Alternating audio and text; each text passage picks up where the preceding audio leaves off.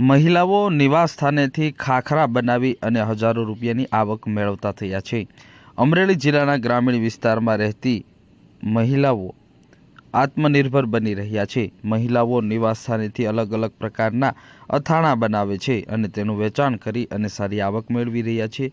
અથાણાની સાથે હવે ખાખરા તેમજ થેપલા અલગ અલગ પ્રકારની વેફર્સ બનાવે છે અને તેનું વેચાણ કરી સારી આવક મેળવી રહ્યા છે। હું સાવરકુંડલાથી બોલું છું, સોંડીગલા શારદાબેન। અને ચામુંડા ખાખરા મંડળ મેં કર્યો છે અને લગભગ હું 25 વર્ષથી કરું છું।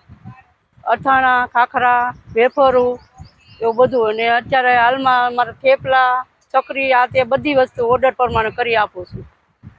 અને આ ખાટી કેરી, ગોળ કેરી, ચણા લસણ, ગોળમાં ગોળ કેરી અને ગુંદા એટલા અથાણા જે કે એ પ્રમાણે સિઝન પ્રમાણે બધાને કરી આપું છું। આખા વર્ષમાં હું કરું છું, મારી ઘરે ચાલુ જ હોય છે અથાણાનું। અને આ ખાખરા છે ટમેટાના, પછી બાજરાના, માંગરોળી, મેથી, ચાટ મસાલા અને પાલક મરચી, પાલક ટમેટા, પાલક આદુ કોથમરી મરચી એટલા ભાગના હું ખાખરા કરું છું। વેફરું સાબુદાણા બટેટા, ટમેટા સાબુદાણાના ચકરડા, પછી ચોખાની વેફર એટલી વસ્તુ હું બધી બનાવીને સિઝન પ્રમાણે બધી વસ્તુ વેચું છું। વેફરો આ સાબુદાણા બટેટાની છે એ છે 600 રૂપિયા, ઓલાના 500 રૂપિયા પટીકાના, અને ટમેટા સાબુદાણા એના 600 રૂપિયા, ચોખાની છે એ 200 રૂપિયા, અને ખાખરાના 280, અથાણાના 500 રૂપિયા છે। પણ અહીંયા મેં 400 રાખ્યા છે, કેમ કે મારે કોઈ ગ્રાહક એવું નબળું પાતળું હોય એટલે આપણે આપણી રીતે વેચવાનું છે।